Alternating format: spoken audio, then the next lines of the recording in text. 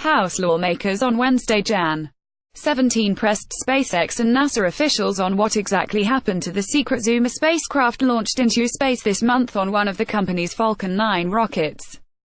SpaceX representatives, including Gwynne Shotwell, the president and chief operating officer, have firmly stated that the rocket functioned correctly during the classified mission, which launched Jan. 7 from Cape Canaveral Air Force Station in Florida. After the launch, media rumors suggested that the mission had failed to put its classified payload in orbit, citing unnamed U.S. officials who had been briefed on the mission. But House lawmakers still had questions. Rep.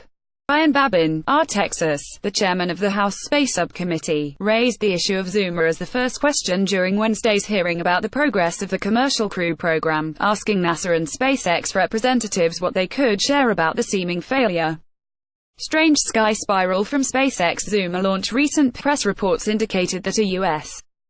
government mission named Zuma may have either failed in orbit or the launch could have been unsuccessful, Babin said. I do not want to discuss anything classified in an open session, but the circumstances surrounding this mission do have a direct impact on NASA and this committee's jurisdiction and oversight responsibilities. SpaceX launched the Zuma mission into orbit for an unspecified U.S. government agency on Jan. 7, 2018, from Cape Canaveral, Florida, but the next day media reports suggested the classified satellite might have failed. Credit SpaceX flick for instance, he said, the Falcon 9 is scheduled to launch a large exoplanet survey telescope for the agency in March, and eventually launch astronauts to the International Space Station. Plus, the defense contractor Northrop Grumman, which built Zuma and the payload adapter that connected it to the rocket, is currently working on the $9 billion James Webb Space Telescope. Outlets such as Ars Technica have speculated that the payload adapter could have failed, leading to the satellite's demise. So would SpaceX consider briefing the committee on the mission in a classified setting? Babin asked. I want to point out, on the Zuma mission, that we relayed the information that Falcon 9 performed very well as specified, and that we are picking up the launches by the end of the month as we planned all the time, Hans Koenigsmann, the vice president of build and flight reliability at SpaceX, told the committee. Regarding a briefing, we will go through the proper channels, and follow the protocol. As you pointed out, we can't talk any details in this particular setting.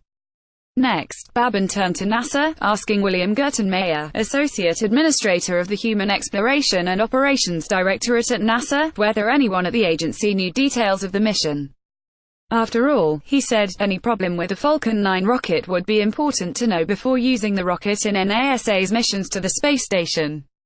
We do not know the details of the mission, per se, but we've been informed by others that if there's any mishap investigation or any other activities that are involved, we will be appropriately involved in that activity, Gerstenmaier said.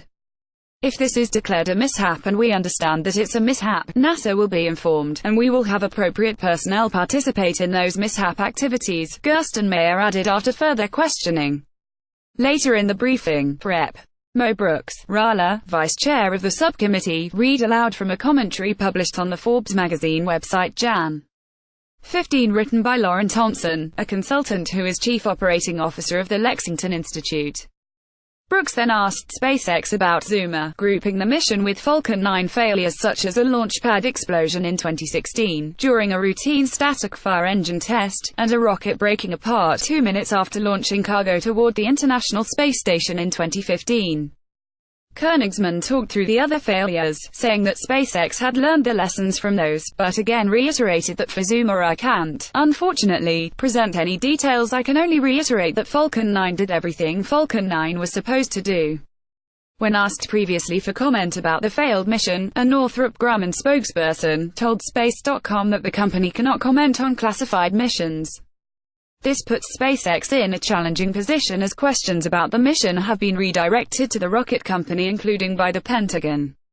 Questions came up during the hearing primarily aimed at evaluating how well SpaceX and the company Boeing are progressing toward delivering crew to the space station, starting in 2019, including the company's reliability.